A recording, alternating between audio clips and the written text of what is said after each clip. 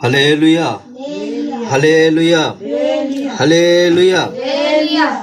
प्रभु के नाम की महिमा हो। आइएगा, आज का हमारा ध्यान के लिए हम प्रकाशित वाक्य की किताब में हम एक वचन पढ़ेंगे।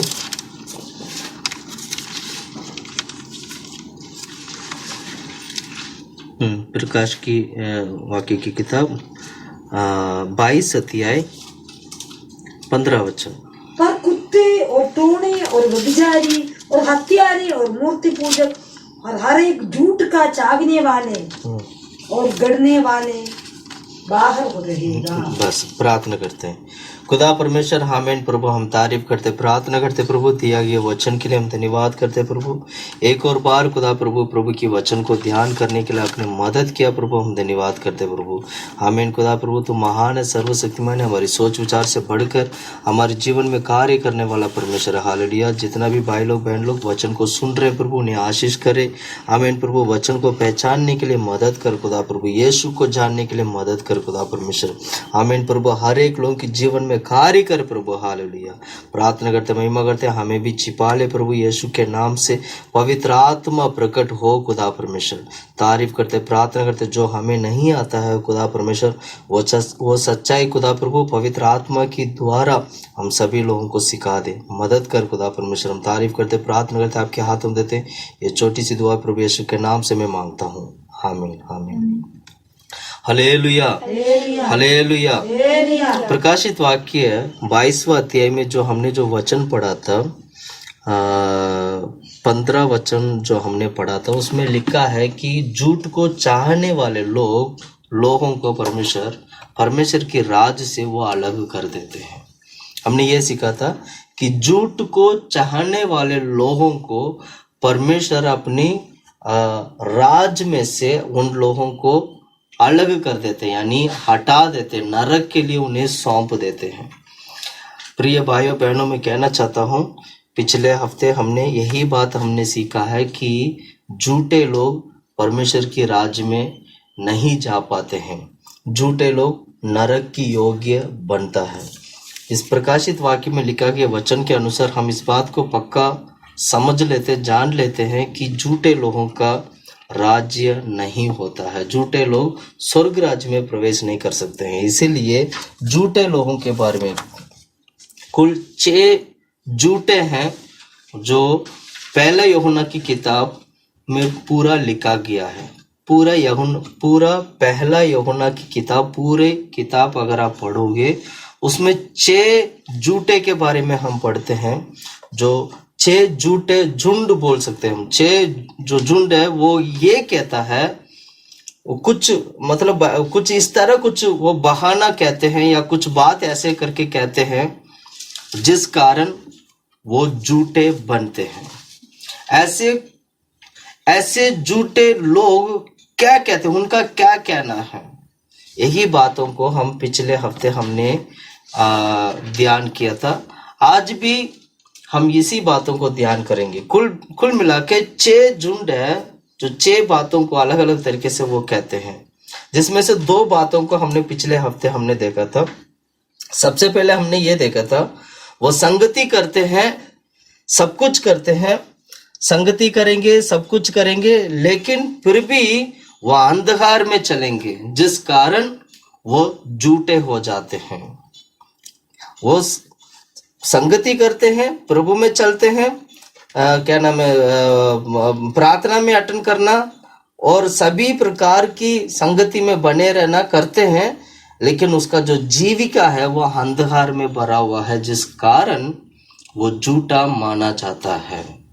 दूसरा पॉइंट, झूठे लोग ये कहते हैं कि हमारे अंदर कोई पाप नहीं है, इनको कोई पाप नहीं है करके अगर कोई व्यक्ति अगर कहे ऐसे कि मुझ में कोई पाप नहीं, अगर ऐसे करके कोई व्यक्ति कहे तो समझ लीजिएगा कि वह अपने आप को धोखा दे रहा है, इसलिए वो झूठा माना जाएगा।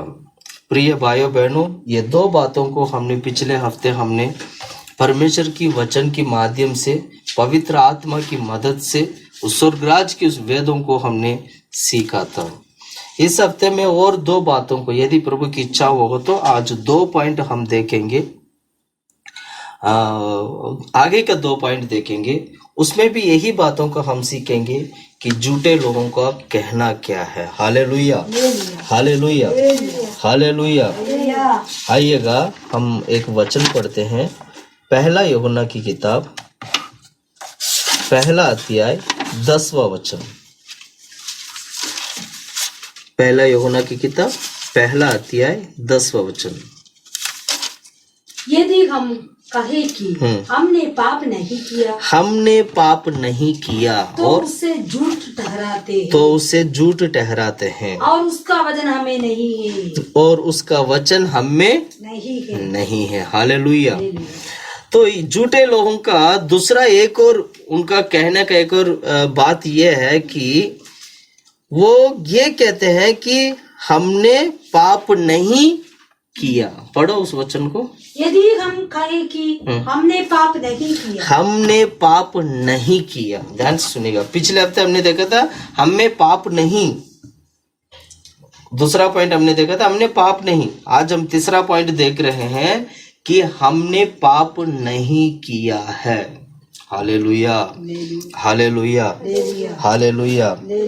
जब एक व्यक्ति उद्धार पाता है, उद्धार पाते हुए अगर जब हम उससे कहते हैं कि हम सब पापी हैं, हमने पाप किया है, तो वो क्या बोलने लगते हैं। कई बार मैंने अक्सर ये बात मैंने सुना है, बहुत सारे लोगों से मैंने सुना है। वो लोग कहते हैं हमने पाप कहाँ किया, हमने कहाँ पाप किया। पहले तो कहते हैं कि हम में कोई पाप ही नहीं है। अगर आप वचन क्या कहते हैं, अगर ऐसे तुम कहते हो तो तुम अपने आप को धोखा देते हो और तुम झूठा है। यही बात हमने पिछले हफ्ते में सीखा था। आज हमने एक और पॉइंट, हमने जो 10वां वचन में हम देख रहे हैं कि हमने पाप नहीं किया। Hallelujah, hallelujah, hallelujah. मैं इस बात को कहना चाहता हूं, अगर नहीं किया करके कहते हो तो भी क्या है, अपने आप को धोखा देते हो। हम में पाप नहीं और हमने पाप नहीं किया, इसका मतलब क्या हुआ, खुद को क्या करते हो, धोखा देते हो। पढ़ो 8वां वचन पढ़ना पहले। यदि हम कहें कि हम में कुछ भी पाप नहीं, हम में कुछ भी पाप नहीं, जो हमने पिछले हफ्ते पढ़ा था, हम में कुछ भी पाप नहीं, और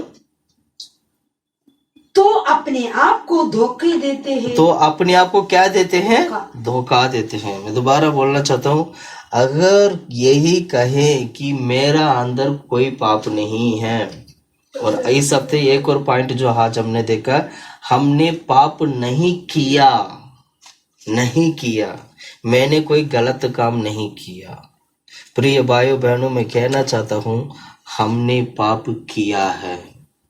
भजन लिखने वाला क्या कहता है पता, 130 अध्याय के 3रा वचन, उस वचन को पढ़ना। भजन लिखने वाला बहुत अच्छी बात एक बात कहा है, 130 का 3रा वचन, 130 का 3रा वचन। हे याव,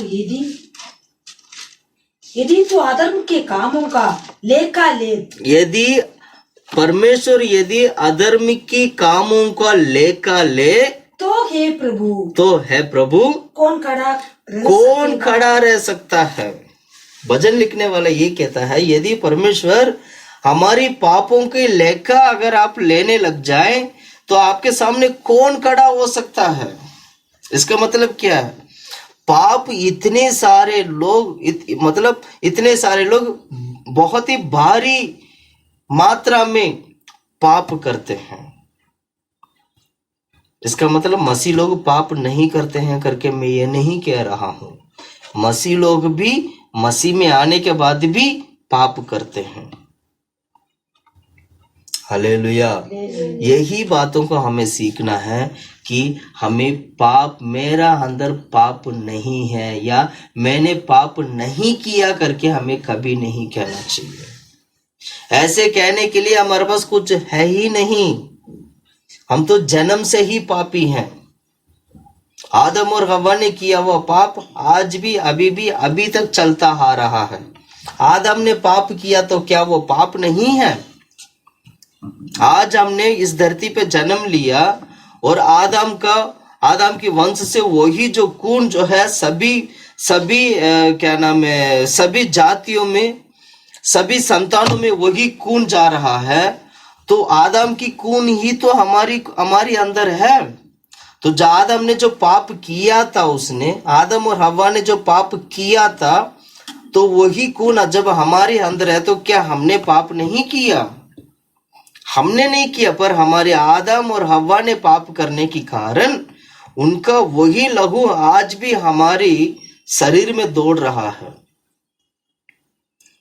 इसलिए हम ये नहीं कह सकते हैं इस धरती पे जन्म लेने वाला व्यक्ति जो जन्म पाया है, जिसने जन्म पाया था और जिसने जन्म पाया है और जो जन्म लेने वाला है, मैं यही कहूंगा हर एक व्यक्ति ने पाप किया है। क्योंकि यह लहू हमारे शरीर में दौड़ने वाला यह लहू आदम और हव्वा की ओर से आया गया लहू है ये।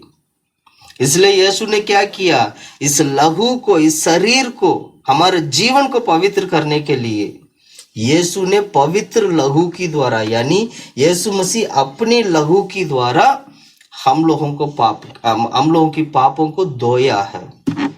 इसलिए आज हम यीशु मसीह के ऊपर विश्वास करने के कारण, आज हम यीशु मसीह को स्वीकार करने के कारण हमारे जीवन का लहू, हमारे जीवन आत्मा प्राण शरीर सब कुछ यीशु की लहू से प्रभु यीशु मसीह धो देते हैं। इसलिए यीशु मसीह का लहू सभी पापों को क्षमा करता है। इसलिए हम ये नहीं कह सकते हैं कि मैंने कोई पाप नहीं किया। Hallelujah, hallelujah, hallelujah. मैं एक और वचन में समझाना चाहूँगा कि पाप नहीं किया तो हमें उसको मतलब पाप नहीं, इस चीज को हम समझें कैसे? मैं कुछ एक दो वचन में पढ़ाना चाहूंगा जल्दी से जल्दी, जिससे कि मैं और बातों को सही तरीके से समझ सके। पढ़िएगा पहला यूहन्ना की किताब 3 अध्याय,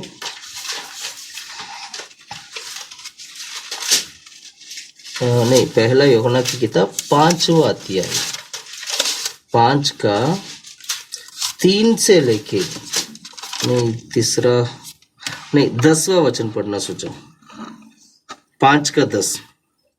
जो परमेश्वर के पुत्र पर विश्वास करता है, जो परमेश्वर की पुत्र यानी यीशु मसीह के ऊपर विश्वास करता है, वो अपने ही में गवाही रखता है, अपनी ही में गवाही रखता है। और जिसने परमेश्वर पर विश्वास नहीं किया, जिसने पुत्र परमेश्वर प्रभु यीशु मसीह के ऊपर विश्वास नहीं किया, उसने उसे झूठा ठहराया, उसने उसे झूठा ठहराया, क्योंकि उसने उस गवाही पर विश्वास नहीं किया, क्योंकि उसने उस गवाही के ऊपर उसने विश्वास नहीं, जो परमेश्वर ने अपने पुत्र को विषय में दी है। हाँ, प्रभु परमेश्वर पुत्र यीशु मसीह के ऊपर विश्वास ना करने के कारण, उस गवाही को ना विश्वास करने के कारण झूठा ठहरा गया है।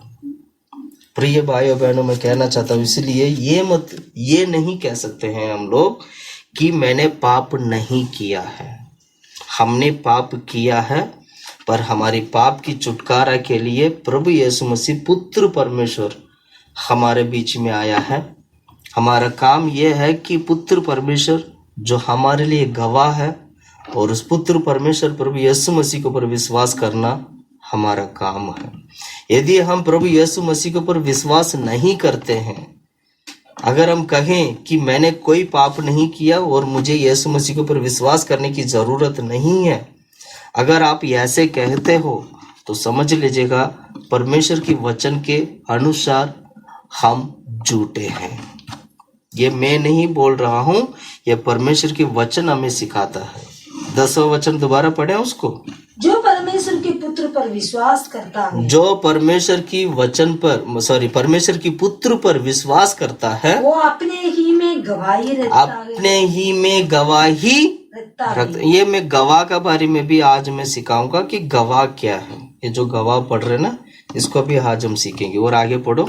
जिसने परमेश्वर पर विश्वास नहीं किया, जिसने परमेश्वर पर विश्वास नहीं किया, जो उसने उसे झूठा ठहराया। और उसने जिसने परमेश्वर पर विश्वास नहीं किया, उसने उस पर झूठा ठहराया, क्योंकि उसने उस गवाही पर विश्वास नहीं क्योंकि उस गवाही पर, देखिएगा गवाही लिखा, गवाही पर विश्वास नहीं किया जो परमेश्वर ने अपने पुत्र के विषय में दी है। यानी गवाह कौन है यहाँ पर? पुत्र परमेश्वर प्रभु यीशु मसीह, यही गवाह है। और इस गवाही के ऊपर विश्वास ना करने के कारण वो झूठा ठहराया गया करके बाइबल में लिखा है। प्रिय भाइयों बहनों, मैं कहना चाहता हूँ, आज हम में से कितने लोग हैं जो प्रभु यीशु मसीह के ऊपर विश्वास करते हैं? अगर आपने प्रभु यीशु मसीह के ऊपर विश्वास नहीं किया, अगर हम लोग परमेश्वर प्रभु यीशु मसीह के ऊपर विश्वास नहीं करते हैं, तो बाइबल में लिखा गया वचन के अनुसार झूठा माना जाएगा। परमेश्वर उसको झूठा ठहराएंगे। इसलिए बाइबल में लिखा है, झूठे लोगों को परमेश्वर की राज से प्रभु अलग कर देते हैं। झूठे लोग प्रभु के राज में, परमेश्वर की हजूरी में जा नहीं सकते हैं।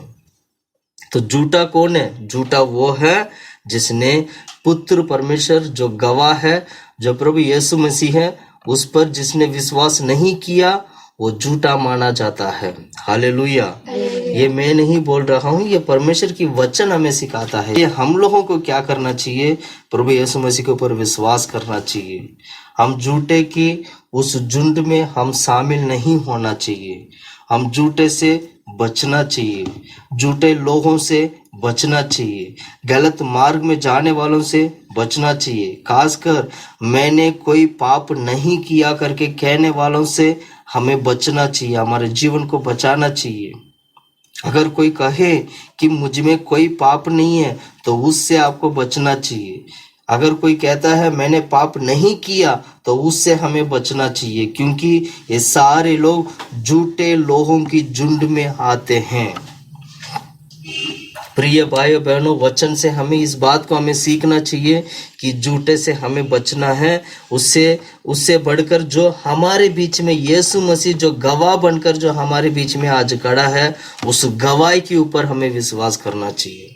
इस गवाही के बारे में थोड़ा हम डिटेल में सीखते हैं। डिटेल में सीखने के लिए मैं चाहूँगा कि पहला यूहन्ना की किताब हम 5वां अध्याय 3 वचन से हम पढ़ते हैं इसको। क्योंकि परमेश्वर से प्रेम रखना, क्योंकि परमेश्वर से प्रेम रखना यह है कि हम उसकी आज्ञाओं को माने, और ये है कि हम उसकी आज्ञाओं को माने और उसकी आज्ञा कठिन नहीं। और क्योंकि जो कुछ परमेश्वर से उत्पन्न हुआ, जो देखिएगा, जो कुछ परमेश्वर से उत्पन्न होता है, वो संसार पर जय प्राप्त करता है, और वो विजय जिससे संसार पर जय प्राप्त होती है, हमारा विश्वास ही इस संसार से जय प्राप्त करता है।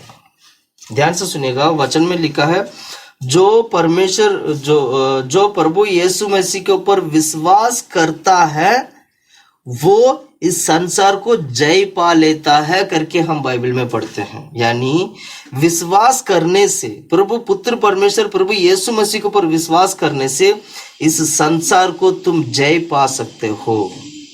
इसलिए वचन में लिखा है, जो अभी हमने जो पढ़ा था, कि जो परमेश्वर की ओर से जो जन्म पाते हैं, परमेश्वर की ओर से जो जन्म पाते हैं, वो क्या करते हैं? वो इस संसार को जीत लेते हैं। पढ़ो उस वचन को। वो संसार पर जीत प्राप्त करता है। और वो नहीं, वचन 4, क्योंकि जो कुछ परमेश्वर से उत्पन्न हुआ है, जो कुछ, देखिए, जो कुछ भी परमेश्वर से उत्पन्न हुआ, और वो संसार पर जय प्राप्त करता है। हाँ, परमेश्वर की ओर से उत्पन्न होना चाहिए। हम परमेश्वर की ओर से उत्पन्न होना चाहिए। इसका मतलब क्या हुआ? आदम और हवा परमेश्वर की ओर से उत्पन्न हुआ था, पर आदम और हवा की पाप के कारण क्या हुआ था? वो शैतान की अधीन में हो चुके थे या पाप के अधीन में हो चुके थे। अब पाप से मुक्ति के लिए प्रभु यीशु मसीह संसार में आकर अपना जीवन अर्पण किया, अपने लहू बहाया और पाप की मुक्ति के लिए अपना जीवन देकर प्रभु ने क्या किया, इंसान को छुड़ाया है। अब छुड़ाया किसको? जिसने प्रभु पुत्र परमेश्वर प्रभु यीशु मसीह के ऊपर विश्वास करते हैं। अब विश्वास करने से क्या होगा? वो परमेश्वर उसको क्या करेंगे? उसको दोबारा नया बनाते हैं। आज हम लोग दोबारा अर्पण किए गए लोग हैं, दोबारा जन्म पाए गए लोग हैं। इसलिए यूहन्ना की किताब में जब हम पढ़ते हैं, जो कोई दोबारा जन्म ना ले तो वो परमेश्वर की राज्य में प्रवेश नहीं कर सकता है। जल और आत्मा से यदि जन्म ना ले तो वो परमेश्वर राज्य में प्रवेश नहीं कर सकता है। और अच्छा, उसमें दो बात पढ़ते हैं ना, जल और आत्मा से जन्म ना ले तो प्रवेश नहीं कर सकता है, और जो क्या आत्मा से जना हुआ आत्मा है। नहीं, तो ये काम करो, वचन पढ़ यूहन्ना की किताब 3 अध्याय 3 वचन पढ़ो, 3:3।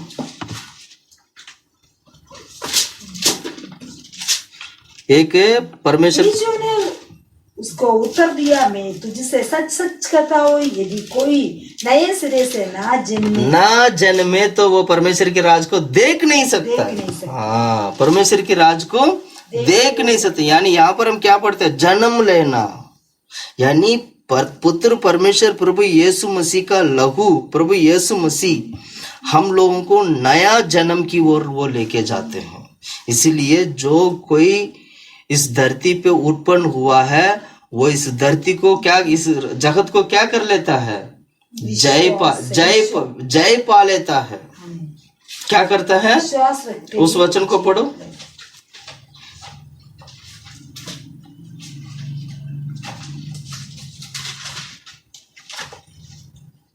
पढ़ो 3 अध्याय में जो हमने पढ़ा था ना, 5।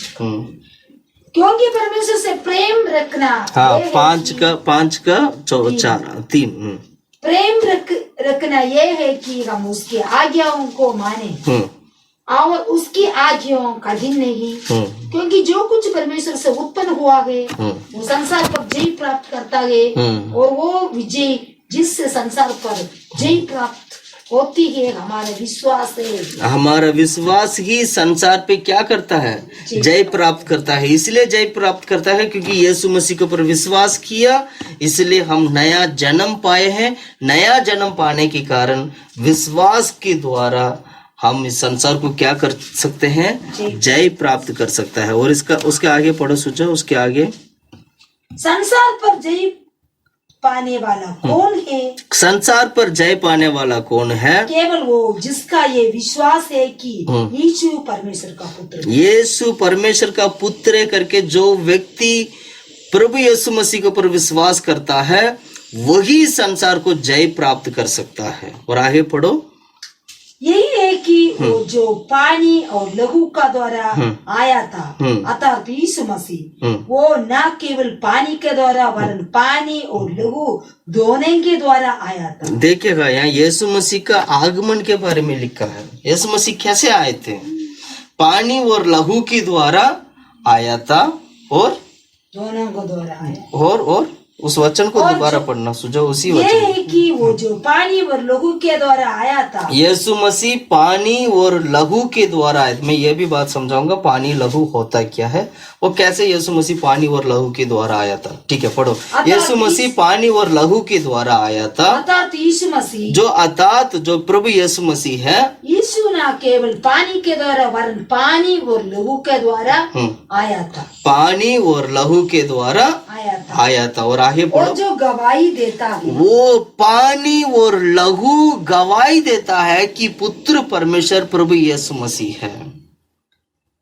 अब देखिएगा, पानी और लहू गवाही देता है धरती पे कि वो पुत्र परमेश्वर प्रभु यीशु मसीह है। और आगे पढ़ो, वो आत्मा है क्योंकि आत्मा सत्य है। क्यों? वो आत्मा क्या है? सत्य। तीन लोग प्रभु यीशु मसीह के बारे में गवाही देते हैं। एक पानी यीशु के बारे में गवाही देते हैं, लहू यीशु के बारे में गवाही दे रहे हैं और आत्मा यीशु के बारे में गवाही दे रहे हैं। अब आगे उसके आगे पढ़ो। गवाही देने वाला तीन है। देखिएगा यहाँ पर इस तीन लोग जो यीशु के बारे में जो गवाही देते हैं, जो एक पानी जो है यीशु के बारे में गवाही दे रहा है और जो लघु यीशु के बारे में गवाही दे रहा है और आत्मा यीशु के बारे में गवाही दे रहा है। इसके बाद की वचन में अगर आप पढ़ते हो तो यहाँ पर तीन लोगों के बारे में, तीन लोग हैं जो गवाह देने वाले लोग हैं, जो स्वर्ग में जो तीन लोग हैं जो गवाही देने वाले, जो धरती में जो तीन लोग हैं जो गवाही देने वाले, उसके बारे में इन वचन में लिखा है। कौन कौन है? पढ़ो उस वचन को। गवाही देने वाला तीन है। गवाही देने वाला तीन है, आत्मा और पानी और लहू। आत्मा, पानी, लहू, और तीनों एक ही बात पर सहमत है। हाँ, तीनों एक ही बात में सहमत है। और जब हम मनुष्यों की गवाही मान लेते हैं, हाँ, तो परमेश्वर की गवाही तो उससे बढ़कर है। सुझा 7वां वचन पढ़ना। और जो गवाही देता है वो आत्मा है, क्योंकि आत्मा सत्य है। आत्मा सत्य है। गवाही देने वाला तीन है, आत्मा और पानी और लहू, और तीनों एक ही बात पर सहमत है। जब हम मनुष्यों की गवाही मान लेते हैं, तो परमेश्वर की गवाही तो उससे बढ़कर है। और परमेश्वर की गवाही ये है कि उसने अपने पुत्र के विषय में गवाही दी है। इसमें ऐसे नहीं लिखा जो स्वर्ग में गवाही देने वाले तीन है, धरती पे गवाही देने वाले तीन है, ऐसे नहीं लिखा हिंदी में। आगे पढ़ो, आगे वचन पढ़ो, क्या पता आगे मिल जाए। आगे पढ़ो। ऐसे नहीं, गवाही देने वाले तीन है, ऐसे बोलो, स्वर्ग में धरती पे। ऐसे नहीं लिखा ना? नीचे ओके ओके, कोई नहीं, मैं बताता हूँ, कोई नहीं। Hallelujah, hallelujah. इंग्लिश में पढ़ोगे उस वचन को? 7वां वचन पढ़ोगे। For there are there that bear record in heaven. In heaven, देखो इंग्लिश में लिखा है, इंग्लिश में लिखा 7वां वचन में in heaven, मतलब स्वर्ग में। बढ़ो। For there are three that bear record in heaven, the Father, the Word, and the Holy Ghost. Father, Word, and the Holy Ghost, मतलब पिता और क्या है? पिता और वचन, पिता, वचन और पवित्र आत्मा है। ये तीन लोग हैं जो स्वर्ग में गवाही देते हैं। मैं दोबारा बोल रहा हूँ, पिता स्वर्ग में गवाही देते हैं, वचन स्वर्ग में गवाही देता है, तीसरा है पवित्र आत्मा स्वर्ग में गवाही देता है। अब पिता कौन है? पिता परमेश्वर जो स्वर्ग में गवाही देते हैं। जो वचन कौन है? वचन पुत्र परमेश्वर प्रभु यीशु मसीह को दिखाता है। बाइबल में पढ़ते हैं ना, यूहन्ना की किताब 1 अध्याय 1 वचन में कि आदि में वचन था और वचन परमेश्वर के साथ और परमेश्वर की वचन ही क्या है? आदि में वचन था, वचन परमेश्वर के साथ था और परमेश्वर था। हाँ, परमेश्वर था। तो 14 वचन में पढ़ते हैं, उसी अध्याय को 14 वचन में हम क्या पढ़ते हैं? वो वचन देदारी हुआ, यानी वो वचन पुत्र परमेश्वर यीशु बना। इसका मतलब क्या हुआ? वचन का मतलब है पुत्र परमेश्वर प्रभु यीशु मसीह को दिखाता है। यानी स्वर्ग में गवाही देने वाले तीन लोग हैं। एक है पिता, दूसरा है वचन, तीसरा है पवित्र आत्मा। और जैसे स्वर्ग में तीन लोग गवाही देते हैं, उसी प्रकार धरती में भी तीन गवाही हो। धरती में भी तीन गवाही है। एक है जल, दूसरा है एक है जल, दूसरा है लघु, तीसरा है आत्मा। 8वां वचन पढ़ो, इंग्लिश में पढ़ो सुजो, सॉरी हिंदी में, इंग्लिश में पढ़ो Elisheba. 8 And there are three that bear witness in earth. हाँ, इस धरती पे विटनेस है। और आगे पढ़ो। The spirit सबसे पहले आत्मा, and the water यानी पानी, and the blood यानी लघु। धरती पे चीज है जो पुत्र परमेश्वर प्रभु यीशु के बारे में गवाही देते हैं। वो क्या है? सबसे पहले क्या है? आत्मा है, और दूसरा क्या है? पानी है, तीसरा क्या है? लहू। ये तीन चीजों को गवाही देते हैं। ये तीनों मिलके पुत्र परमेश्वर ही परमेश्वर है करके यीशु के बारे में धरती पे गवाही देते हैं। ये धरती का गवाही है ये सारा। इसलिए हमें क्या करना चाहिए? इस वचन को अच्छी तरह सीखना चाहिए, समझना चाहिए। हिंदी में उस टाइप का समझने जैसा लिखा नहीं है, कोई बात नहीं, लेकिन और बाइबल में जब हम पढ़ते हैं तो वचन बिल्कुल क्लियरली हमें समझ में आता है। हम सिखाते हैं हम लोगों को वचन कि धरती पे गवाही देने वाले तीन है। कौन कौन है? धरती पर आत्मा है, आत्मा गवाही देता है, और पानी गवाही देता है, और लहू। ये किसके बारे में गवाही देता है? यीशु के बारे में गवाही देता है। अब पढ़ना 10वां वचन पढ़ना। जो परमेश्वर के पुत्र पर विश्वास करता है। हाँ, ये जो तीनों जब गवाही देते हैं तो ये तीनों जब गवाही देते हैं जो पुत्र परमेश्वर के ऊपर, उस परमेश्वर के ऊपर जो कोई विश्वास नहीं करते हैं, पढ़ो, वो अपने ही में गवाही रखता है। हाँ, जिसने परमेश्वर पर विश्वास नहीं किया, जिसने परमेश्वर पर विश्वास नहीं किया, उसने उसे झूठा ठहराया। उसने उसे झूठा ठहराया।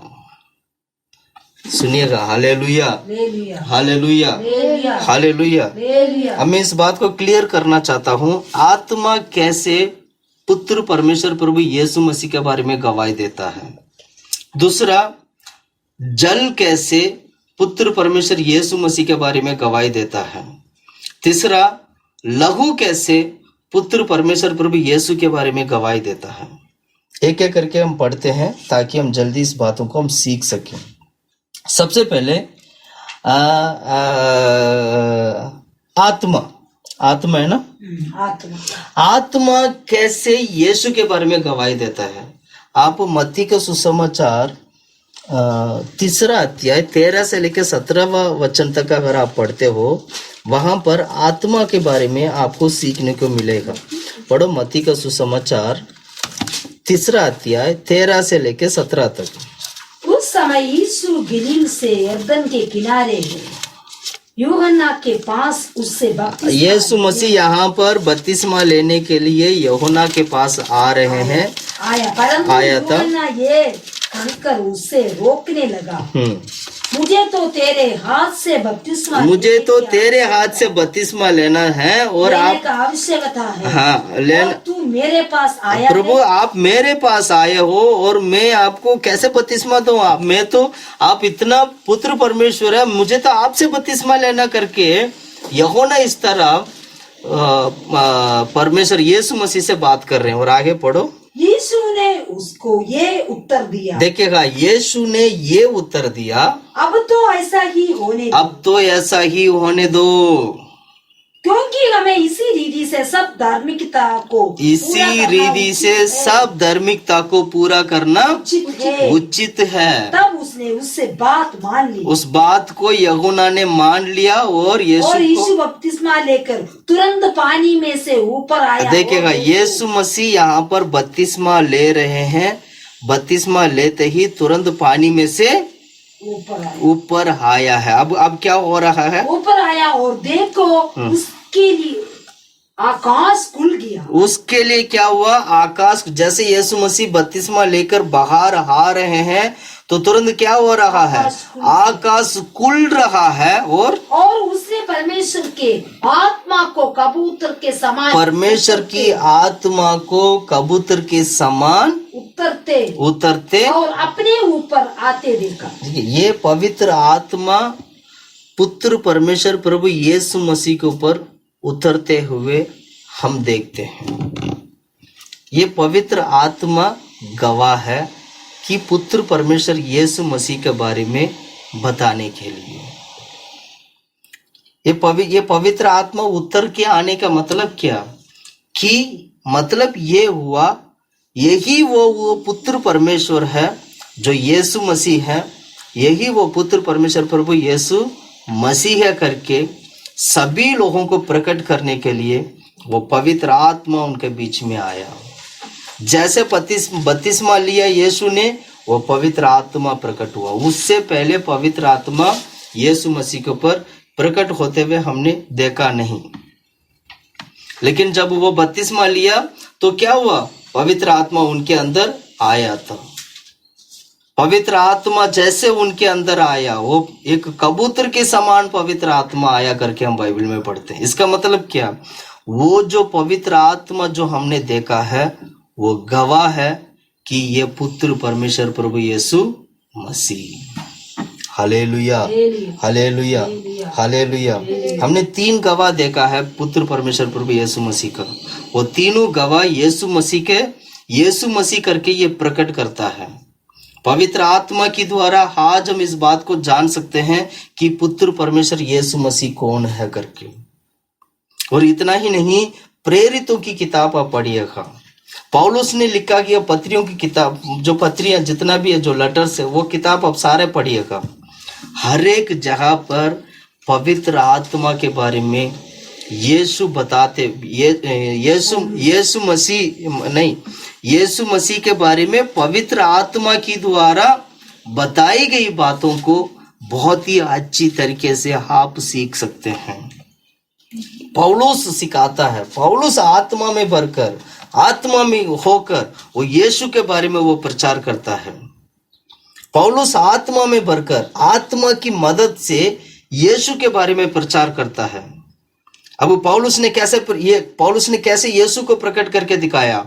आत्मा की द्वारा यीशु को बताता है। यानी जहां जहां पर, विभिन्न जगह पर पवित्र आत्मा यीशु ही सच्चा परमेश्वर है करके हमारे बीच में वो लेके आता है। इसलिए पवित्र आत्मा यीशु के लिए गवाह है, आज धरती पे गवाह है।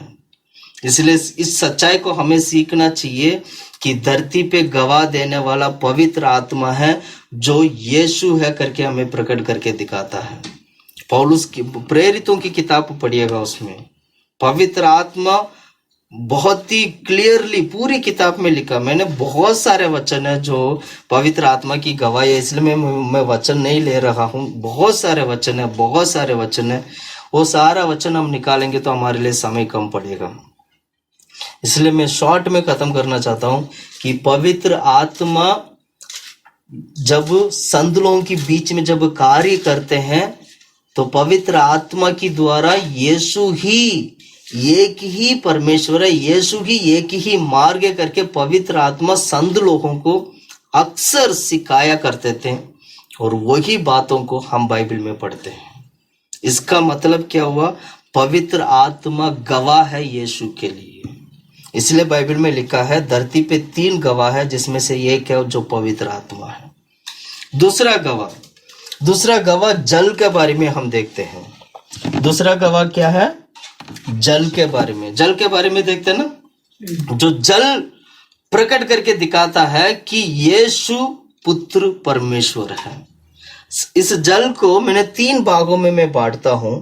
सबसे पहले जल यीशु मसीह का जल जो है, यीशु मसीह बपतिस्मा लेते वक्त वो जल जो है, यीशु ने बपतिस्मा लिया करके यीशु मसीह पुत्र परमेश्वर करके वो जल गवाही देता है। उसी अध्याय में जब हम पढ़ते हैं, वो मत्ती के सुसमाचार 3 का 13 से लेकर 17 तक पढ़ते वक्त वो यर्दन नदी में, पढ़ना उस वचन को। उस समय यीशु गलील से यर्दन के किनारे यूहन्ना के पास उससे बपतिस्मा लेने आया। परंतु यूहन्ना ये कहकर उसे रोकने लगा, मुझे तो तेरे हाथ से बपतिस्मा लेने की आवश्यकता है और तू मेरे पास आया है। यीशु ने उसको ये उत्तर दिया, अब तो ऐसे ही होने दे, क्योंकि हमें इसी रीति से सब धार्मिकता को पूरा करना उचित है। तब उसने उसी बात को मान ली। और यीशु बपतिस्मा लेकर तुरंत पानी में से ऊपर आया और देखो उसके लिए आकाश खुल गया और उसने परमेश्वर के आत्मा को कबूतर के समान उतरते और अपने ऊपर आते देखा। हाँ, अब पानी को ये पानी एक मिनट सुझाव। पानी क्या है? गवाह है। परमेश्वर यीशु मसीह ने जिस पानी से बपतिस्मा लिया है वो पानी गवाह देता है कि ये पुत्र परमेश्वर यीशु मसीह है। इस पर हमें विश्वास करना चाहिए। ध्यान से सुनिएगा, 3 चीज धरती पे गवाही दे रहा है। एक पवित्र आत्मा गवाही दे रहा है, जो आज हमारे बीच में पवित्र आत्मा वास करता है और अक्सर यीशु के बारे में पवित्र आत्मा हमें सिखाता है। और ऐसे ही पानी भी गवाही देता है कि ये वो यीशु है जिसने जो बपतिस्मा लिया है, वो है, ये वो यीशु है जो हमारी सारे पापों के लिए मरकर जी उठकर पुत्र परमेश्वर प्रभु यीशु बनकर हमारे जीवन में लिए एक ही मार्ग बनकर वो कार्य कर रहा है करके पानी गवाही देता है। पानी, हालेलुया। हालेलुया। जो जिस पानी में यीशु मसीह ने जो बपतिस्मा लिया था, वो बपतिस्मा की पानी यीशु के बारे में गवाही देता है। यही हम पढ़ते हैं बाइबल में, पानी गवाही देता है। इतना ही नहीं, एक हो गया बपतिस्मा की माध्यम से वो पानी गवाही देता है। दूसरा, यीशु मसीह का शरीर, यीशु मसीह, हम लोग एक आम इंसान की शरीर में पानी की मात्रा सबसे ज्यादा है। आप लोगों ने साइंस वगैरह स्कूल वगैरह में जब हम पढ़ते हैं, साइंस में इस बात को माना जाता है कि हमारा शरीर में सबसे ज्यादा पानी जो है, सबसे ज्यादा जो है पानी है। पानी करके मतलब हमारा शरीर में 100 में से करीब 80%, 70 या 80% माना जाता है, 80% पानी है करके कहते हैं। अब यीशु मसीह इस धरती पे साधारण एक मानव जाति बनकर, यानी मानव जाति बोले या तो एक इंसान बनकर इस धरती पे जो मरियम की कोख से वो जो जन्म लिए थे, जो यीशु मसीह, उनका शरीर में जो 70-80% जो यीशु के शरीर में जो पानी था, वो पानी भी यीशु के बारे में गवाही देता है। इसलिए यीशु के जन्म के बारे में देखिएगा, यशायाह की किताब 7:4 पढ़ना, जल्दी पढ़ो। यशायाह की किताब 7:4। और उससे कहकर सावधान और शांति हो, और उन दोनों धुआं निकलती लुटियों से अर्थात रसीन और आरामियों के भटके हुए कोप से। और सुजा, क्या पढ़ रहे हो? 7:4 है ना, 7वां अध्याय 4 वचन 4, यशायाह की किताब। तो इसका मतलब वचन आगे पीछे है, 1 मिनट रुको। यही है 7 है, इसलिए प्रभु यहोवा ने ये कहा है। सॉरी 4 नहीं 14 है, 14 पढ़ना, सॉरी 14 है। इस कारण प्रभु आपकी तुमको ये चिन्ह हो देगा, सुनो, एक कुमारी गर्भवती होगी और पुत्र जनेगी, और उसका नाम इम्मानुएल रखेगी। यीशु मसीह का जन्म के बारे में यशायाह की किताब में पहले से लिखा हुआ है ना।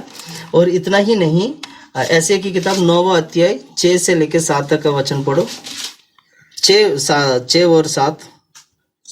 क्योंकि हमारे लिए एक बालक उत्पन्न हुआ, हमें एक पुत्र दिया गया है, और प्रभुता उसके कंधे पर होगी, और उसका नाम अद्भुत युक्ति करने वाला, पराक्रमी परमेश्वर। देखो, यीशु मसीह के जन्म के बारे में पहले से ही भविष्यवाणी हुआ गया है कि एक परमेश्वर इम्मानुएल के नाम पे एक परमेश्वर, पुत्र परमेश्वर प्रभु यीशु मसीह धरती पे आएंगे करके बिल्कुल क्लियरली लिखा है ना। और मत्ती का सुसमाचार 1 अध्याय 23वां वचन अगर आप पढ़ोगे, वहां पर इम्मानुएल के बारे में हम पढ़ते हैं, जो यीशु मसीह के बारे में पढ़ते हैं। पढ़ो। देखो, एक कुमारी गर्भवती होगी, एक पुत्र जनेगी, और उसका नाम इम्मानुएल रखा जाएगा, जिसका अर्थ है परमेश्वर हमारे साथ। और 21वां वचन पढ़ो।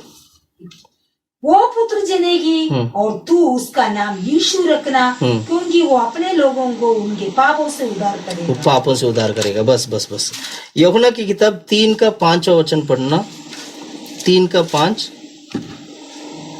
तब यरूशलेम और सारे यहूदिया और यरदन के आसपास के सब स्थानों के लोग उसके पास निकल आए और उन्होंने अपने अपने पापों को मानकर यरदन नदी में उसके बपतिस्मा लिया। यरदन नदी में उसका बपतिस्मा लिया। बस अब ये सारा जो पानी जो है, पानी के बारे में हमने देखा। पानी जो है पहला पानी हमने देखा था, पानी बपतिस्मा की पानी यीशु के बारे में क्या कहते हैं, गवाही देता है।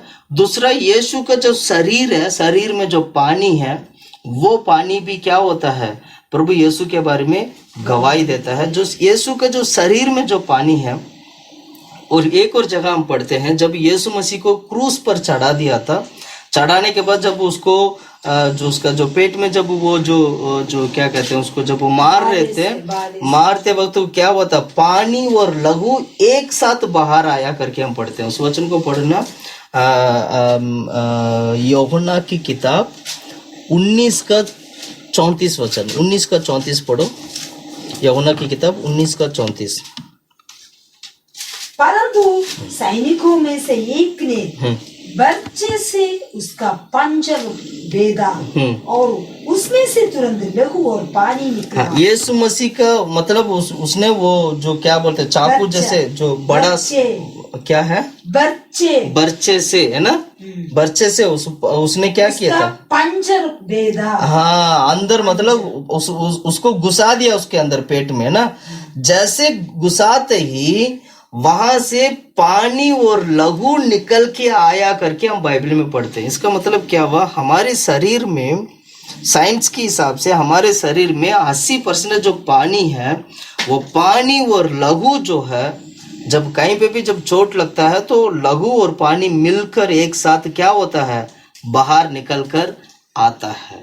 प्रिय भाइयों बहनों, मैं कहना चाहता हूँ ये वो जल है जो यीशु के बारे में गवाही देने वाला जल है। ये वो पानी है जो यीशु के बारे में गवाही देता है। उनके शरीर के अंदर का रहने वाला पानी भी यीशु के बारे में गवाही देता है। यीशु मसीह का शरीर के अंदर जो रहने वाला वो जल भी यीशु के बारे में गवाही देता है। जब यीशु ने जब बपतिस्मा लिया था वो जल भी यीशु के बारे में गवाही देता है। इसका मतलब धरती पे जितना भी पानी है, जितना भी जल है, सारे जल यीशु के बारे में गवाही देता है। इस बात को हमें समझना चाहिए, इस बात को हमें सीखना चाहिए। इस धरती पे 3 लोग हैं जो लोग हमेशा गवाही देने के लिए तैयार है। वो है पवित्र आत्मा, दूसरा है जल है, तीसरा है लहू है। हम लहू के बारे में भी पढ़ते हैं। ये लहू वो लहू है जो यीशु का लहू है। यीशु का लहू परमेश्वर पुत्र परमेश्वर यीशु मसीह के बारे में गवाही देता है। मैं इंसान की लहू की बात नहीं कर रहा हूँ, ना ही मैं संसार में क्या नाम है और भी जो लहू है, क्या नाम है, जानवरों का लहू है, मैं इसकी लहू की बात नहीं कर रहा हूँ। मैं यीशु की लहू की बात कर रहा हूँ, जो यीशु का लहू क्या करता है, गवाही देता है कि यह पुत्र परमेश्वर यीशु मसीह है। और इस पर तो विश्वास करना, जो व्यक्ति पुत्र परमेश्वर यीशु मसीह के ऊपर विश्वास नहीं करेगा वो झूठा माना जाएगा करके हम बाइबल में पढ़ते हैं। इसका मतलब झूठे झुंड में जाने वाला व्यक्ति कौन है, वो व्यक्ति है जो यीशु मसीह के ऊपर विश्वास नहीं करता है। मैं थोड़ा सा लहू के बारे में भी मैं बताना चाहता हूं कि लहू कैसे गवाही देता है। मत्ती का सुसमाचार 26 अध्याय 28 वचन पढ़ना सुझा। मत्ती का सुसमाचार 26 का 28, जल्दी जल्दी पढ़ो।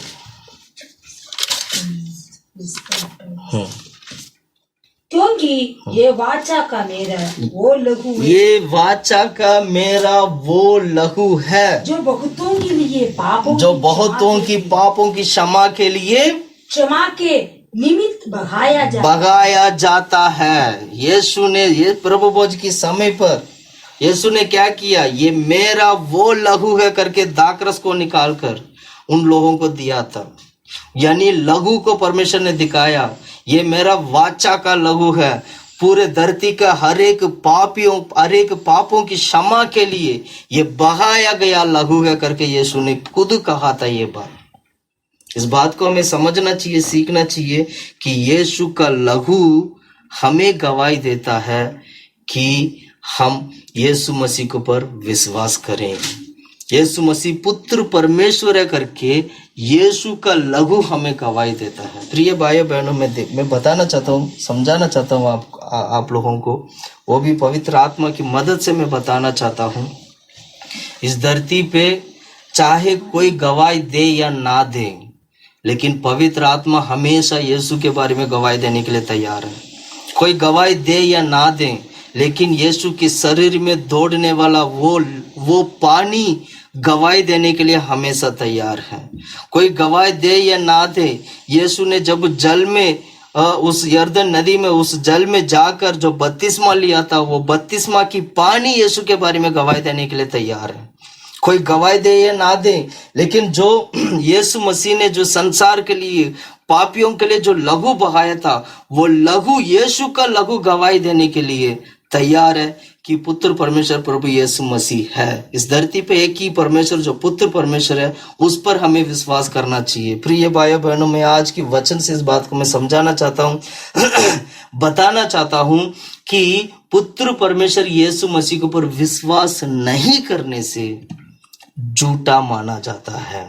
यही हमने यूहन्ना की किताब में हमने सीखा था कि झूठा माना जाएगा। इतना ही नहीं, प्रेरितों की किताब में अगर आप पढ़ोगे, प्रेरितों की किताब में बाइबल में लिखा है कि यीशु मसीह ने अपनी लहू बहाकर, लहू की द्वारा हमारे पापों से छुटकारा दिलाकर, हमें पापों से छुटकारा दिलाकर अपनी कलीसिया को मोल लिया करके हम पढ़ते हैं। पढ़ो उस वचन को,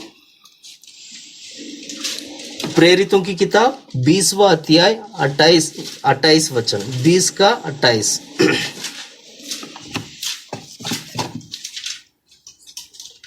इसलिए अपनी और पूरे झुंड की चौकसी करो, जिसमें पवित्र आत्मा ने तुम्हें अध्यक्ष ठहराए कि तुम परमेश्वर की कलीसिया की रखवाली करो। कलीसिया की रखवाली करो, जिससे उसने अपने लहू से मोल लिया। लहू से मोल लिया है। यीशु ने अपने लहू से कलीसिया को मोल लिया है। वो लहू यीशु के बारे में गवाही देता है। Hallelujah, hallelujah, hallelujah.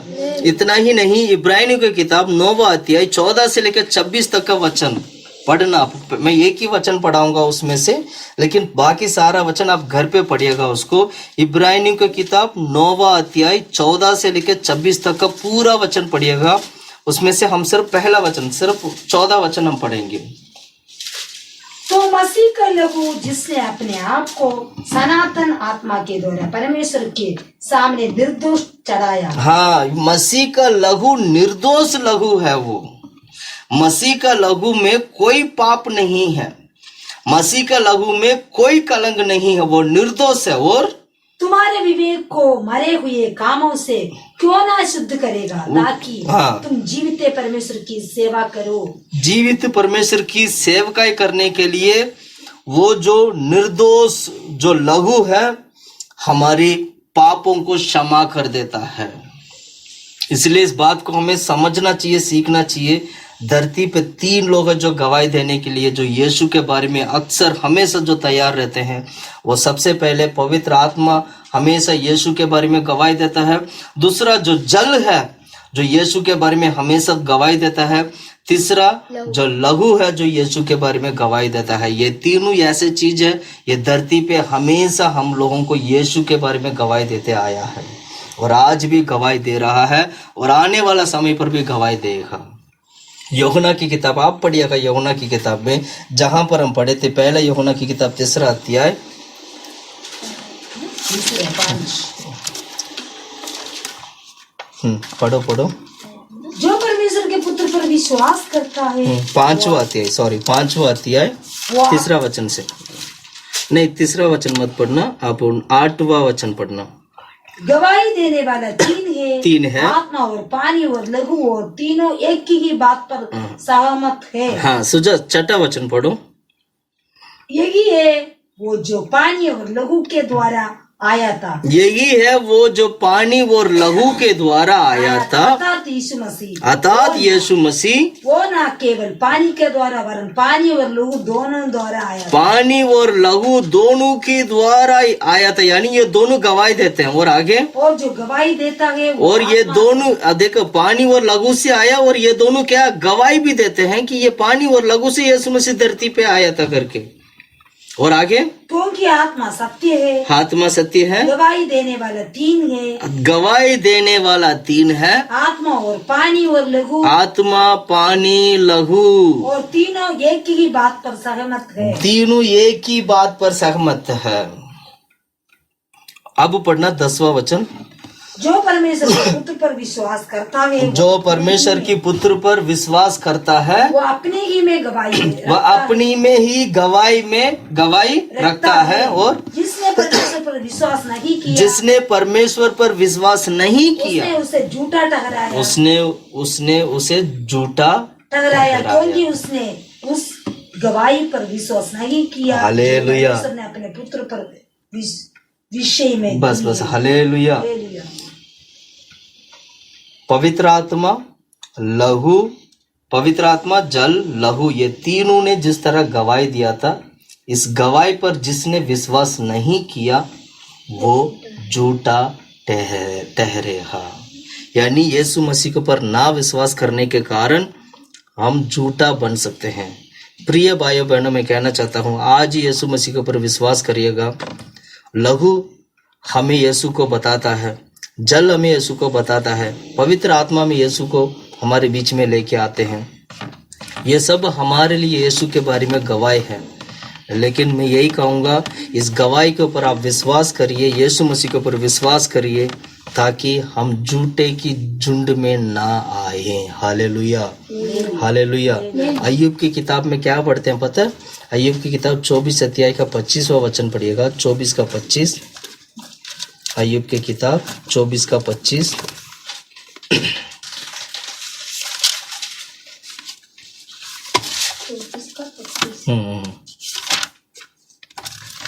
क्या ये सब सच नहीं? कौन मुझे झुटलाएगा? कौन मेरी बात तो निकम्मी ठहराएगा? हालेलुया। हालेलुया। इंसान कहता है कि मैंने कोई पाप नहीं किया। पाप ना करने के कारण, पाप नहीं किया करके कहने के कारण वो नरक में जाता है, अधलोक में जाता है, क्योंकि वो झूठा है। अधलोक में जाता है, वहां जाकर ये बात कहता है। पढ़ो। क्या ये सब सच नहीं? कौन मुझे झुटलाएगा? कौन मुझे झुटलाएगा? झुटलाएगा? कौन मेरी बातें निकम्मी ठहराएगा? निकम्मी ठहराएगा। ध्यान से सुनेगा, 24वां वचन पूरा घर पे पढ़ना। यह अध्याय में पूरा क्या लिखा है? एक अधलोक में जाने वाला एक पापी के बारे में लिखा है। अधलोक में जाने वाला या क्या नाम है, नरक में जाने वाला पापी का जीवन के बारे में लिखा है। और स्वर्ग नरक में जाके उसको पता लगता है, अधलोक में जाके उसको पता लगता है कि मैं झूठा हूँ, मैंने जो जीवन बिताया था वो एक झूठा जीवन बिताया था करके उसको समझ में आता है। तब वो कहता है कौन मुझे झूठा ठहराएगा? कौन मैं झूठा करके कौन बोल सकता है? तब उसको समझ में आता है, तब उसका दिमाग खुलता है कि भाई हम तो झूठे हो चुके हैं। हम धरती पे जीवन तो बिताया था, पर हमें ये नहीं पता था कि पुत्र परमेश्वर प्रभु यीशु मसीह है। पुत्र परमेश्वर सर्वशक्तिमान परमेश्वर है। पुत्र परमेश्वर प्रभु यीशु मसीह एक ही मार्ग है। पुत्र परमेश्वर प्रभु यीशु मसीह ही स्वर्ग जाने का एक मार्ग है करके हमने नहीं समझा, इसलिए आज हम झूठे हो गए हैं करके बाइबल में लिखा है। हालेलुया। मेरे प्यारे भाई बहनों, मैं कहना चाहता हूँ, ये झूठे लोगों का एक बहाना हमेशा ये रहता है कि हमने पाप नहीं किया। ऐसे ना बोलिएगा, कहीं ऐसे ना हो हम इन झूठे लोगों के समान हम भी नरक में जाने वाले बन जाए। मैं ये नहीं, मैं ये इससे मैं यही बोलूँगा कि हम इससे बच के रहना चाहिए, इस झूठे झुंड से हमें बच के रहना चाहिए। प्रभु यीशु मसीह के ऊपर विश्वास ना करने के कारण वो झूठे झुंड ये कहते हैं कि हमने पाप नहीं किया, इस कारण वो झूठे बन गए हैं और इस कारण वो आधलोक में चले जाते हैं। प्रिय भाई बहनों, मैं कहना चाहता हूँ हम अपना जीवन को संभालना चाहिए, हम अपने जीवन को परमेश्वर की मार्ग में लेके जाने वाला बनना चाहिए। अभी मैं चौथा पॉइंट में बोलूँगा, जल्दी से जल्दी चौथा पॉइंट बोल के मैं जल्दी से जल्दी इस प्रचार को भी मैं ख़त्म करूँगा। आइएगा, मैं ज़्यादा समय नहीं लूँगा, जल्दी से जल्दी हम पढ़ते हैं। पहला यूहन्ना की किताब 2 अध्याय वचन 4। पहला यूहन्ना की किताब 2 अध्याय वचन 4। जो कोई ये कहता है, जो कोई ये कहता है मैं उससे जान गया हूँ और उसकी आज्ञाओं को नहीं मानता, उसकी आज्ञाओं को नहीं मानता, वो झूठा है और वो झूठा है और उसमें सत्य नहीं। Very clear. जो व्यक्ति परमेश्वर की आज्ञाओं को नहीं मानेगा वो झूठा है और उसमें कोई सत्य नहीं। Hallelujah, hallelujah. आज हम 2 पॉइंट देख रहे हैं। पहला पॉइंट हमने ये देखा था कि झूठे लोग ये कहते हैं कि मैंने कोई पाप नहीं किया। अब झूठे लोग वो हैं जिन्होंने परमेश्वर की सत्य को जाना है पर उस सत्य के अनुसार नहीं चलते हैं, इसलिए वो क्या है, झूठे हैं। ध्यान से सुनिएगा, हम भी वचन को जानते हैं, हम भी प्रचार को सुनते हैं, हम भी वचन को सीखते हैं, हम सभी लोग सुनते हैं, सीखते हैं, लेकिन नया नियम में दिया गया नया नियम की व्यवस्था को हम पालन नहीं करने से हम झूठा हो सकते हैं। ये नया नियम की व्यवस्था कौन सा, नया नियम की आज्ञा क्या होता है? व्यवस्था बोलने से अच्छा आज्ञा। नया नियम की आज्ञा क्या होता है? पुराने नियम में 10 आज्ञाओं के बारे में आप पढ़ते हो। कितना आज्ञाओं के बारे में पढ़ते हैं? 10 आज्ञाओं के बारे में पढ़ते हैं। वो 10 आज्ञा पुराने नियम के लिए दिया था, लेकिन जब यीशु मसीह धरती पे आए थे उस 10 आज्ञाओं को 2 आज्ञाओं में बदल दिया था, है ना। इसलिए क्या करना चाहिए, नया नियम की आज्ञाओं को पालन करना चाहिए। नया नियम की आज्ञाओं को क्या करना चाहिए, पालन करना चाहिए। अगर हम वचन के अनुसार नहीं चलते हैं तो पापी बन जाएंगे। इसलिए याकूब की किताब में लिखा है विश्वास क्रिया बहर, अगर विश्वास तो करते हैं पर वो विश्वास क्रिया में प्रकट नहीं होगा तो विश्वास व्यर्थ होगा। पढ़ते ना ऐसे, पढ़ो याकूब की किताब 2 अध्याय 14 वचन। याकूब की किताब 2 अध्याय, जल्दी जल्दी पढ़ो, 2 अध्याय 14 से लेके 16 तक का वचन। याकूब की किताब 2 अध्याय। हे मेरे भाइयों, हे मेरे भाइयों, यदि कोई कहे कि मुझे विश्वास है, यदि कोई कहे कि मुझे विश्वास है पर वो कर्म ना करता हो, अगर वो कर्म ना करता हो तो इससे क्या लाभ? इससे क्या लाभ? क्या ऐसा विश्वास कभी उसका उद्धार कर सकता है? क्या ऐसा विश्वास, बिना कर्म का विश्वास क्या उसको उद्धार दे सकता है? यदि कोई भाई या बहन नंगे उघाड़े हो और उन्हें प्रतिदिन भोजन की गड्डी हो, बस सुझा बस। यानी इस वचन से हमने क्या सीखा, यदि कर्म की बगैर अगर विश्वास करता है तो क्या वो विश्वास उसका क्या भला है, क्या भला हो सकता है, क्या उद्धार पा सकता है? बिल्कुल भी नहीं। इसी प्रकार परमेश्वर को वचन को तो सुनते हैं, परमेश्वर की व्यवस्था को तो सुनते हैं, जानते हैं, पर उस व्यवस्था के अनुसार अगर नहीं चलोगे तो क्या हम उद्धार पाएंगे? हम विश्वास तो करते हैं यीशु मसीह के ऊपर, हम विश्वास तो करते हैं परमेश्वर के वचन के ऊपर, हम विश्वास तो करते हैं स्वर्गराज के ऊपर, फिर भी उस स्वर्गराज के वचन को, यीशु मसीह के वचन को, उस व्यवस्था पे अनुसार अगर नहीं चलेंगे तो क्या हम उद्धार पाएंगे? यही बात विश्वास के बारे में, विश्वास के साथ तुलना करके हम पढ़ते हैं। विश्वास करते हैं पर क्रिया नहीं है। अगर क्रिया नहीं है तो वो विश्वास क्या हुआ, व्यर्थ हो जाएगा। Hallelujah, hallelujah. इसलिए क्या करना चाहिए, समझना चाहिए। तीतुस की किताब 1 अध्याय 16 वचन पढ़ना। तीतुस की किताब 1 अध्याय 16 वचन।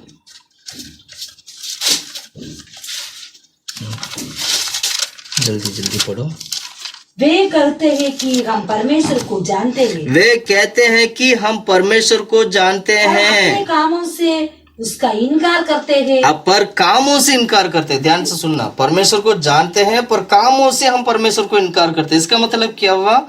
हमें प्रभु यीशु मसीह के ऊपर विश्वास करना बहुत अच्छा लगता है, प्रभु यीशु मसीह को मानना बहुत अच्छा लगता है, हम चर्च बहुत अच्छा लगता है, कलीसिया अच्छा लगता है, संगति अच्छा लगता है, लेकिन उसको मानना उस वचन पर चलना अच्छा नहीं लगता है। आगे पढ़ो, आगे पढ़ो। क्योंकि वे घृणित और आज्ञा ना मानने वाले हैं और किसी अच्छे काम के योग्य नहीं। किसी भी अच्छे काम की योग्य नहीं। आज्ञा ना मानने वालों की गिनती में वो आता है, इसलिए वो झूठा ठहरा जाता है। इस वचन को दोबारा पढ़ो सुजा। वे कहते हैं कि हम परमेश्वर को जानते हैं पर अपने कामों से उसका इनकार करते हैं, क्योंकि वे घृणित और आज्ञा ना मानने वाले हैं और किसी अच्छे काम के योग्य नहीं। हालेलुया। प्रिय भाइयों बहनों, मैं इस बात को कहना चाहता हूँ, केवल विश्वास करने से हम स्वर्ग नहीं जा पाएंगे। केवल विश्वास करने से हम स्वर्ग नहीं जा पाएंगे। विश्वास के साथ उसका क्रिया भी होना चाहिए, उसका काम भी करना चाहिए, काम भी दिखना चाहिए। परमेश्वर को स्वीकार करना है, परमेश्वर की बातों को स्वीकार भी करना है, उस वचन में चलना भी चाहिए। अगर वचन में नहीं चलते हैं तो हम झूठा माना जाएंगे और परमेश्वर के राज्य में नहीं जा पाएंगे। हालेलुया।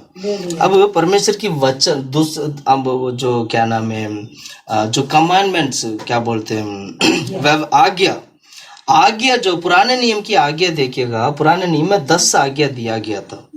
उस 10 आज्ञा को जब यीशु मसीह धरती पे आए थे तो उस 10 आज्ञा को यीशु ने 2 आज्ञा में बदल दिया था।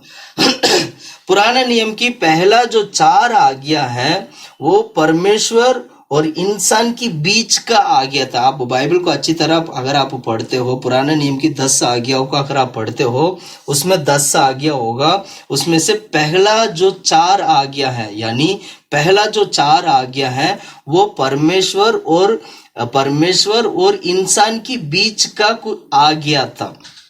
परमेश्वर और इंसान के बीच का एक आज्ञा के बारे में वो 4 आज्ञा में लिखा गया है। लेकिन यही और बाकी जो 5वां आज्ञा से लेकर 10वां आज्ञा तक, यानी बाकी जो 6 आज्ञाओं के बारे में अगर आप पढ़ोगे तो वहां पर ये बात आपको समझ में आएगा। वहां वो इंसान और इंसान के बीच का आज्ञा के बारे में आपको देखने को मिलेगा। यानी पुराने नियम में दिया गया 10 आज्ञाओं को 2 भागों में हम बांट सकते हैं। पहला भाग यह है इंसान और परमेश्वर के बीच का पहला 4 आज्ञा, जो उसको पहला भाग हम कह सकते हैं। जो दूसरा भाग है जिसमें 6 आज्ञा है वो इंसान और इंसान के बीच का जो आज्ञा है। इस 2 भागों में जो ये जो 10 आज्ञा है, इस 10 आज्ञाओं को नया नियम में हमारा परमेश्वर पुत्र परमेश्वर प्रभु यीशु मसीह ने क्या किया था, इस 10 आज्ञाओं को 2 आज्ञा में बड़ी सिंपल तरीके से 2 बातों में कह दिया था। अब देखिएगा यीशु ने क्या बोला था, ध्यान से सुनिएगा। मत्ती के सुसमाचार 22 अध्याय 33 से लेके 37 से लेके 40 तक का वचन। मत्ती के सुसमाचार 22 अध्याय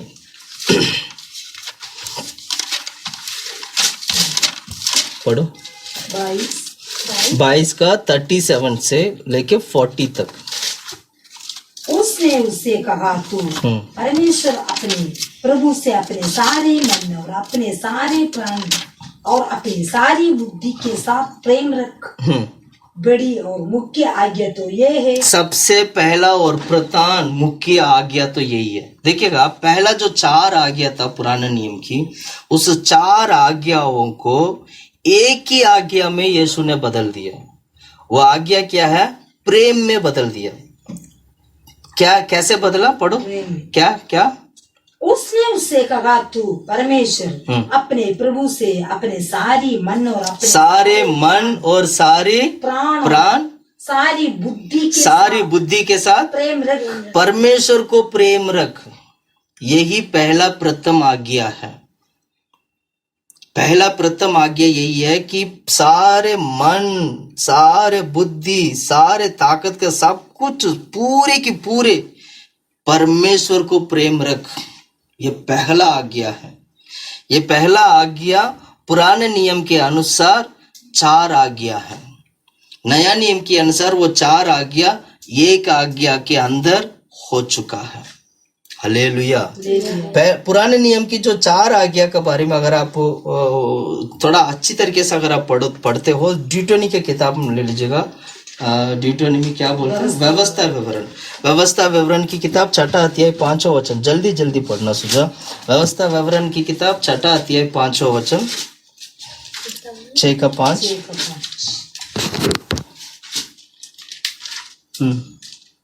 तू अपने परमेश्वर यहोवा से अपने सारे मन और सारे जीव और सारे मन और सारे जीव और सारे शक्ति के साथ क्या करना है? प्रेम रखना।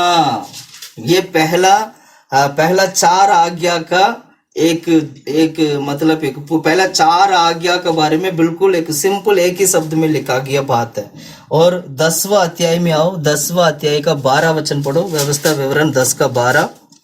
जब अब है इस्राएल, तेरे परमेश्वर यहोवा तुझसे इसके सिवा और क्या चाहता है कि तू अपने परमेश्वर के यहोवा का भय माने और उसके मार्गों पर चले। हाँ। उससे प्रेम रखे, परमेश्वर के ऊपर प्रेम रखे और अपने पूरे मन और अपने सारी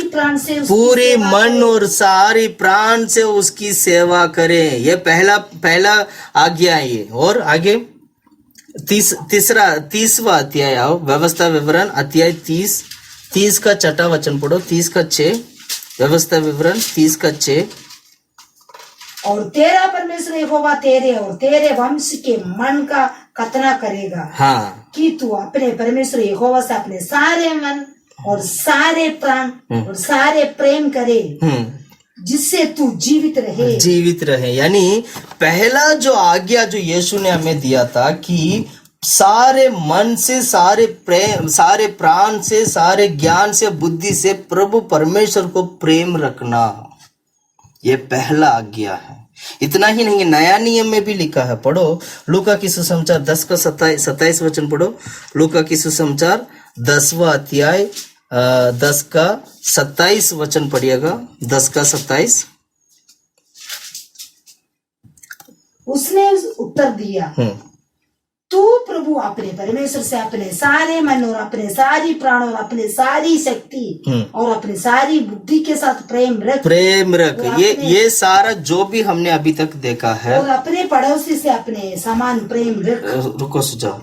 ये सारा जितना भी वचन हमने जो यहाँ पर अभी देखा, जो परमेश्वर को प्रेम रखने के बारे में जो हमने जो सीखा है वचन में, ये सारा वचन पहला आज्ञा को दिखाता है।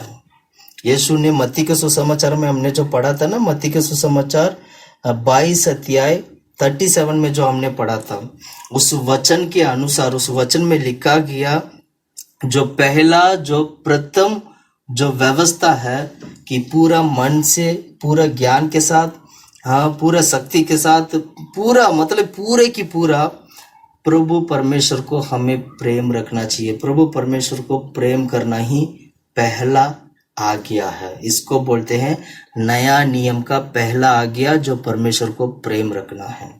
अब नया नियम का दूसरा आज्ञा मत्ती के सुसमाचार 22 अध्याय में जहां हम पढ़ रहे थे, 22 का 39 मतलब 37, 22 का 37 है 39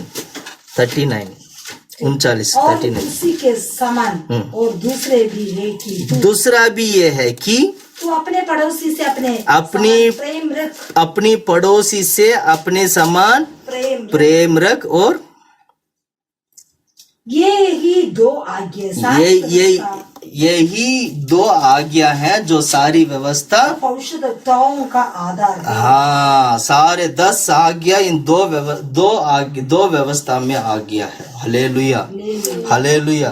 अब दूसरा आज्ञा क्या था कि पड़ोसी को प्रेम रखना। इसका मतलब क्या हुआ, हर एक इंसान और इंसान के बीच में प्रेम होना चाहिए करके परमेश्वर हमें सही तरीके से सिखाते हैं।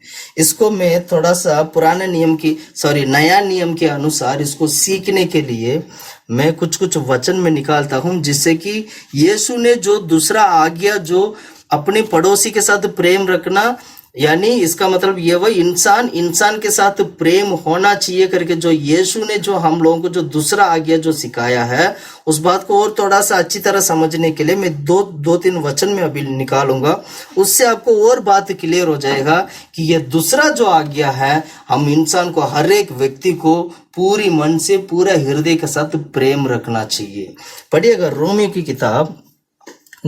नहीं, लेवी व्यवस्था में एक वचन पढ़ के फिर रोमियो में आते। लेवी व्यवस्था 19 का 18 वचन पढ़ना, 19 का 18। पलटा ना लेना मतलब बदला नहीं लेना। पुराना नियम में लिखा ना, बदला नहीं लेना, और यही चीज नया नियम में लागू करना है हम लोगों को। हम किसी के साथ बदला लेना नहीं चाहिए, पलटा ना लेना, और ना अपने जाति भाइयों से बैर रखना, और अपनी जाति भाइयों से बैर नहीं रखना, और परंतु एक दूसरे से अपने ही समान प्रेम रखना ही यहोवा हूँ।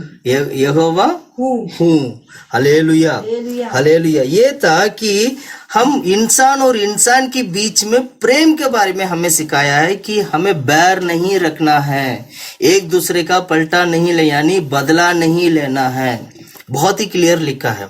और इसको और थोड़ा डिटेल में अगर मैं बताऊं, रोमियो की किताब 13 अध्याय का 9वां वचन पढ़ना, 13 का 9, रोमियो की किताब 13 का 9। ये है कि व्यभिचार ना करना, व्यभिचार नहीं करना, क्योंकि व्यभिचार पुराने नियम के अनुसार व्यभिचार करते हैं तो वो क्या है, वो व्यवस्था को उल्लंघन करते हैं। व्यभिचार नहीं करना, और हत्या नहीं करना, चोरी ना करना, लालच नहीं करना, और इनको छोड़ और कोई भी आज्ञा हो, यही इनको छोड़कर और कोई भी आज्ञा हो तो सबका सारांश इस बात में पाया जाता है, अपने पड़ोसी से अपने समान प्रेम रख। यानी ये सारे बातों को एक ही आज्ञा में लेके आ गया। चोरी करना, व्यभिचार करना, और माता पिता का आज्ञा ना मानना, ये सारे आज्ञा मानना, ये सारी जो व्यवस्था था, यानी जो आज्ञा था, इन सारे आज्ञा को एक ही आज्ञा में यीशु ने बदल दिया। और आखिरी में कहा कि अपनी पड़ोसी को प्रेम रखना, यानी इंसान और इंसान के बीच में प्रेम होना चाहिए करके यीशु ने सिखाया है। इतना ही नहीं, गलातियों की किताब 5 का 14 वचन पढ़ना, 5 का 14, गलातियों की किताब 5 का 14। सारी व्यवस्था इस एक ही बात में पूरी हो, सारी व्यवस्था इस एक ही बात में पूरी हो जाती है। अपनी पड़ोसी से अपने समान प्रेम रख। इसमें कौन सी व्यवस्था पूरी हो जाती है? जो 10 आज्ञा, जो 10 व्यवस्था जो हमने पढ़ा था जो पुराने नियम में, उसमें जो पहला 4 व्यवस्था के बाद जो बाकी जो 6 व्यवस्था है, वो 6 की 6 व्यवस्था एक ही व्यवस्था में पूरी हो जाता है। वो है अपनी पड़ोसी को प्रेम रखना। इसका मतलब इंसान के बीच में क्या होना चाहिए?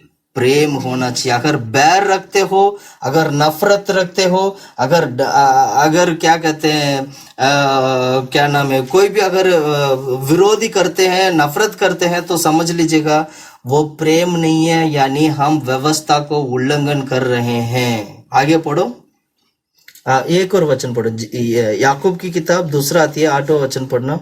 याकूब की किताब 2 का 8, 2 का 8।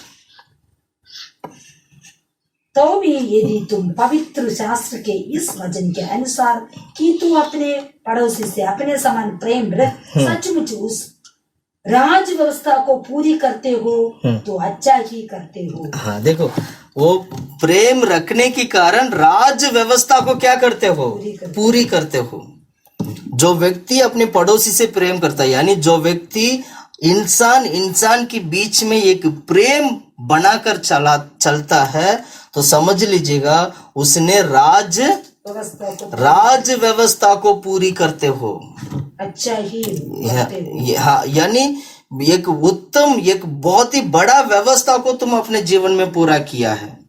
इसलिए कहते हैं प्रिय भाइयों बहनों, चाहे कोई भी हो, चाहे वो अन्य जाति लोग हो, चाहे वो मसीह लोग हो, चाहे कोई भी लोग क्यों ना हो, कभी भी हम इंसान और इंसान के बीच में बैर नहीं होना चाहिए, पलटा नहीं लेना, यानी बदला नहीं लेना है, एक दूसरे के खिलाफ कभी नहीं खड़ा होना है। अगर हम ये सब करते हैं तो हम परमेश्वर की वचन के अनुसार नहीं चलेंगे। परमेश्वर को वचन को तो जानते हैं, लेकिन वो परमेश्वर के वचन के अनुसार ना चलने के कारण वो झूठा माना जाता है, वो झूठे लोगों के झुंड में चले जाते हैं। इतना ही नहीं, यूहन्ना की किताब 15 का 12 वचन पढ़ना सोचा। यूहन्ना की किताब 15 का 12, यूहन्ना की किताब 15 आती है, यूहन्ना की सुसमाचार 15 का 12। मेरी आज्ञा ये कि, मेरी आज्ञा मतलब परमेश्वर की आज्ञा ये है कि मैंने तुमसे प्रेम रखा, मैंने तुमसे प्रेम रखा, वैसे ही तुम भी एक दूसरे से प्रेम रखो। हाँ, वैसे ही तुम भी एक दूसरे को प्रेम रखो। यानी परमेश्वर चाहते हैं, परमेश्वर की आज्ञा है कि जैसे परमेश्वर ने हम लोगों को प्रेम किया है, वैसे हम भी एक दूसरे को क्या करना चाहिए? प्रेम रखना चाहिए, प्रेम करना चाहिए, प्यार करना चाहिए, एक दूसरे के साथ मेल मिलाप होना चाहिए, जैसे यीशु ने हमें प्रेम किया है। यही एक बहुत ही बड़ा व्यवस्था को हम पूरा कर सकते हैं। ऐसे ही हम परमेश्वर की व्यवस्था को हम पूरा कर सकते हैं। इसलिए इतना ही नहीं, मैं आखिरी में ये वचन बोल के मैं यहीं पर हम समाप्त करना चाहता हूँ। पहला यूहन्ना की किताब वचन 4 का 21, अध्याय 4 का वचन 21। पहला यूहन्ना की किताब 4 अध्याय 21वां वचन। उससे हमें ये आज्ञा मिली, उससे हमें ये आज्ञा मिली है कि जो कोई परमेश्वर से प्रेम रखता है, जो कोई परमेश्वर से प्रेम रखता है, अपने भाई से भी प्रेम रखे, अपने भाई से भी प्रेम रखे। प्रेम रखे। Hallelujah, hallelujah, hallelujah. हालेलुया। झूठे लोग जो दो बातों को कहते हैं, जो हमने आज सीखा है, पिछले हफ्ते हमने 2 बातों को सीखा था, आज हमने 2 बातों को सीखा है। और सबसे प्रथम बात आज हमने सीखा है कि झूठे लोगों का कहना यह है कि मैंने पाप नहीं किया। वचन के अनुसार वो झूठा हो जाते हैं। दूसरा हमने ये बात सीखा है, क्या है? 2 का वचन 4 में हमने क्या सीखा था? वचन तो जानते हैं, सच्चाई को जानते हैं, पर व्यवस्था के अनुसार चलते नहीं, इसलिए वो झूठा है। उस वचन को पढ़ना सोचा आखिरी में 2 का 4, पहला यूहन्ना की किताब 2 का 4 में। जो कोई ये कहता है मैं उससे जान गया हूँ और उसकी आज्ञाओं को नहीं मानता, तो वो क्या है? झूठा है, उसमें कोई सत्य नहीं है। प्रिय भाइयों बहनों, मैं आप लोगों को एक बात आखिर में बताना चाहता हूँ, झूठे लोगों को परमेश्वर स्वर्ग में लेके नहीं जाते हैं। झूठे लोग परमेश्वर के राज्य में प्रवेश नहीं कर सकता है।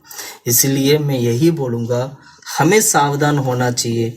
आज जितना भी जो हमने वचन सीखा है, इस वचन से हमें इस बात को अच्छी तरह समझना चाहिए, सीखना चाहिए कि हम झूठे ना हो, हम झूठे से बच सकें। इस तरह हम झूठे लोगों का 4 झुंड हमने सीखा है। 4 झूठे लोगों का 4 झुंड या उनका 4 बहाना भी बोल सकते हैं, या 4 काम भी बोल सकते हैं, जो वो कहते हैं कि अब जो परमेश्वर की मतलब वो कहते हैं इस तरह। जो पहला पॉइंट हमने क्या पढ़ा था, वो कहते हैं वो फेलोशिप तो रखते हैं, पर क्या करते हैं? अंधकार में चलते हैं, जिस कारण वो झूठा हो जाते हैं। दूसरा हमने देखा था कि वो ये कहते हैं कि मेरा अंदर कोई पाप नहीं है। लेकिन वचन के अनुसार पिछले हफ्ते हमने देखा था कि इंसान, हर एक व्यक्ति इस धरती पे जो जन्म लेते हैं वो पापी है। और तीसरा पॉइंट आज हमने ये देखा था कि झूठे लोग ये कहते हैं कि मैंने पाप नहीं किया, पर वचन के अनुसार आज हमने देखा है हम सभी पापी हैं और कामों से पाप करते हैं करके हमने सीखा है। इसलिए जो कोई व्यक्ति यीशु मसीह के ऊपर विश्वास नहीं करता है वो क्या है, झूठा माना जाता है।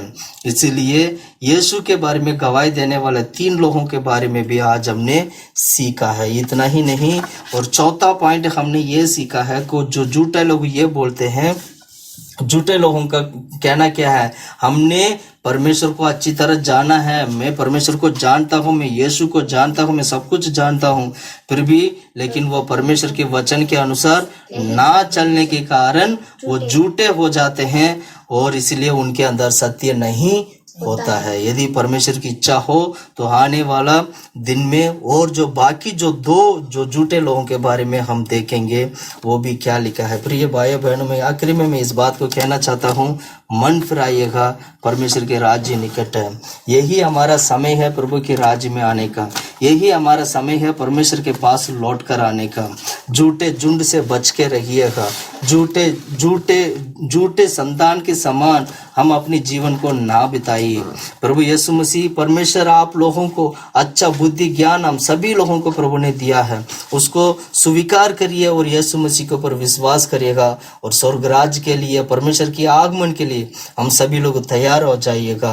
प्रभु यीशु वो जल्दी आ रहा है, वो बादलों में अपने संतों को लेने के लिए वो यीशु हमारे बीच में, वो हमेशा वो संतों को लेने के लिए वो आता है। इसलिए पवित्र आत्मा भी दिन रात वो हमारे लिए वो विनती करता है, हमें स्वर्ग ले जाने के लिए पवित्र आत्मा हमें तैयार करता है। आइए हम सभी लोग घुटने में बैठकर हम मिलकर हम प्रार्थना करते हैं, परमेश्वर हमारे बीच में कार्य करे और झूठ से प्रभु हमें बचाएं और झूठे झुंड से प्रभु हमें बचाएं। ऐसे शैतान की काम हमारे जीवन में नहीं होना चाहिए। हम पवित्रता की ओर बढ़ने के लिए प्रभु हमें मदद करना चाहिए। आइए हम सभी लोग मिलकर हम प्रार्थना करते हैं। हालेलुया, आमीन परमेश्वर, हालेलुया।